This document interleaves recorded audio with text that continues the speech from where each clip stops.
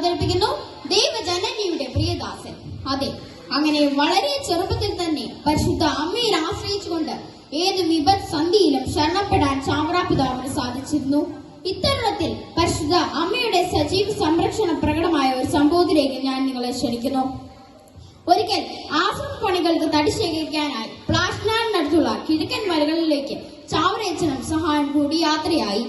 പ്ലാഷ്നാടിനടുത്തുള്ള കിഴക്കൻ മലകളെ കുറിച്ച് പറയുകയാണെങ്കിൽ, നിബിഡം വനനിബിഡം, ഘോര ഘോര കാനനം, പുലികളാനകൾ സർപ്പങ്ങൾ വന്യജീവികൾ നിറയുമീ വനം. അതെ, കിഴക്കൻ മലകളെ കുറിച്ച് പറയുമ്പോൾ തന്നെ ജനമനസ്സുകളിൽ നിറയുന്ന ഒരു ചിന്ത ഇത് തന്നെയാണ്. അങ്ങനെ ചാവറയച്ചനും സഹായം മലയുടെ അടിവാരത്തെത്തി. മലയുടെ അടിവാരങ്ങളിൽ അങ്ങിങ്ങായി ചെറുകുടിലുകൾ കാണാം. നോക്കൂ, എന്താണ് അവിടെ ഒരു ആൾക്കൂട്ടം? വരും, നമുക്ക് അന്വേഷിക്കാം. ഏകതനയൻ തൻ നിശ്ചലമേനിയെ നോക്കി ആർത്തയായി കേണവൾ മാലോകരോടായി മൊഴിഞ്ഞു. ആ കരിങ്കോളി എന്റെ പൊന്നുമോനെ കൊണ്ടുപോയി ദുഷ്ടനായ ആ സർപ്പത്തിന്റെ തല താർക്കാൻ ഇവിടെ ആർക്കും പറ്റില്ലല്ലോ എന്റെ പൊന്നു ദൈവമേ. പൊടുന്നനെ പിറ്റൻ ചാവറച്ചനായി കേണു. വേണ്ട, ഘോരന വൃദ്ധനാം സർപ്പത്തിൻ സാന്നിധ്യം നിറയും ഈ വനം. വേണ്ട, പോകാം നമുക്ക്. ഭയങ്കരനായ കരിങ്കോൾ സർപ്പത്തിന്റെ ക്രൂരതകൾ കുറച്ചൊക്കെ കേട്ടിരുന്ന വൃദ്ധൻ ചാവറയച്ചന്റെ കൈകളിൽ പിടിച്ചു നിർബന്ധിച്ചു. ചാവറയച്ചനാകട്ടെ അവനെ ശകാരിച്ചുകൊണ്ട് പറഞ്ഞു, വരിക, പരിശുദ്ധയമ്മയാണെന്നാശ്രയം. വിശ്വസിക്കൂ, പരിശുദ്ധയമ്മയിൽ മാത്രം. ഉപേക്ഷിക്ക ഭീതി ആശങ്കകളെല്ലാം. തുണയ്ക്ക മാതൃസന്നിധേ നിത്യം.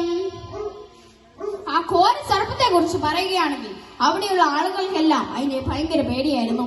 കാരണം അവിടേക്ക് കടന്നു ചെല്ലുന്ന ആടുമാടുകളെയും കോഴികളെയും എന്തിനധികം മനുഷ്യരെ വരെ അവൻ ഉപദ്രവിക്കുമായിരുന്നു. തന്മൂലം അയൽ പ്രദേശങ്ങളിലെ ആളുകൾ പോലും അവനെ ഭയന്നാണ് കരുതിയിരുന്നത്.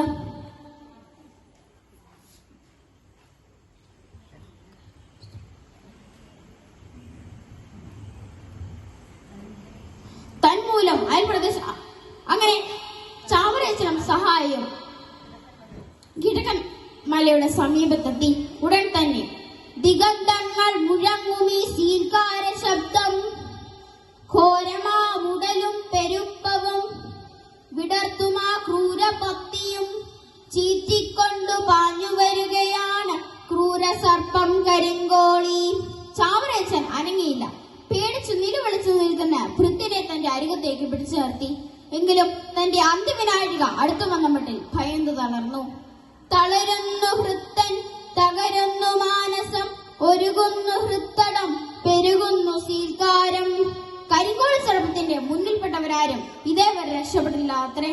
ഉടൻ തന്നെ ആ ഭയങ്കര സർപ്പം ചാവറയച്ചന് മുൻപിലെത്തി. എന്ത് സംഭവിക്കാവുന്ന അവസ്ഥ? സഹായത്തിനാരും സമീപത്തില്ല. കൂടെയുള്ള വൃത്തനോ തളർന്നു തകർന്നു കിടക്കുന്നു.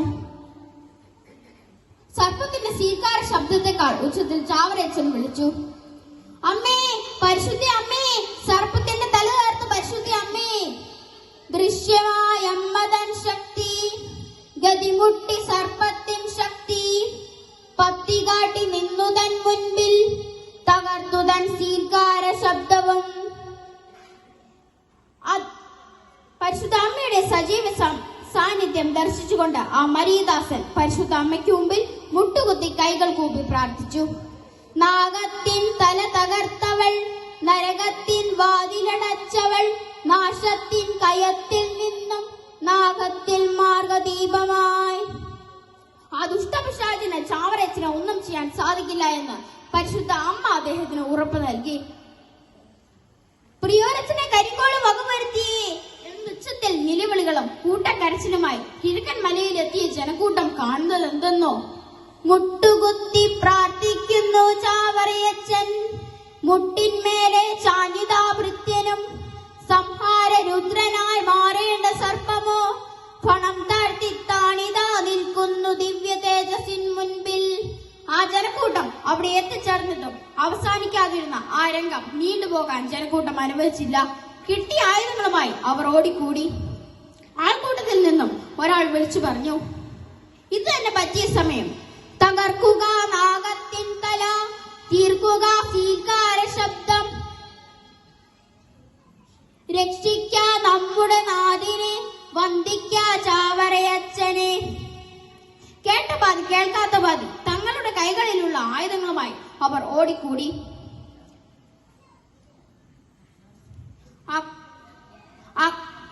കുറുവടി, കത്തി, കത്തിക്കോടാൻ മൺവെട്ടി ഇത്യാദായത് മാത്രമല്ല, പിന്നെയോ കൈ കെട്ടിയതെല്ലാം അവർ ആ ഘോര പിശാചിനെതിരെ പ്രയോഗിച്ചു. നിമിഷങ്ങൾക്കുള്ളിൽ ആ ഗ്രാമത്തിൽ ഗ്രസിച്ചിരുന്ന ക്രൂര സർപ്പത്തിന്റെ കൈകളിൽ നിന്നും ഗ്രാമം വിമുക്തമായി. ജനക്കൂട്ടം ചാവറയച്ചന്റെ മുൻപിലെത്തി മുട്ടിന്മേൽ വീണു. ചാവറയച്ച, പ്രിയോരച്ച, രക്ഷിച്ചു ഞങ്ങളെയും നാടിനെയും, പാലിച്ചു ഞങ്ങളുടെ വസ്തുക്കളേതും. പുണ്യപുരോഹിത ചാവറയച്ച, നിന്നുടെ ശക്തി മഹത്വമേവം ഘോഷിച്ചു കീർത്തിക്കും എക്കാലവും. ചാവറ പിതാവ് അവരെ ശകാരിച്ചുകൊണ്ട് പറഞ്ഞു, ഞാനല്ല, പരിശുദ്ധ അമ്മയാണ് നമ്മെ നമ്മുടെ നാടിനെയും രക്ഷിച്ചത്. നന്ദി അർപ്പിക്കേണ്ടത് ആ മാതൃസന്നിധിയിലാണ്. വരൂ, ആ മാതൃസന്നിധിയിൽ നമുക്ക് അഭയം തേടാം.